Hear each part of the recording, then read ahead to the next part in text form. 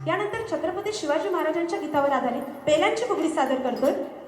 एकच राजा इथे जन्मला शिवनेरी किल्ल्यावर, एकच राजा इथे जन्मला शिवनेरी किल्ल्यावर, किल्ल्यावर माझ्या देवाचं नाव गाजतंय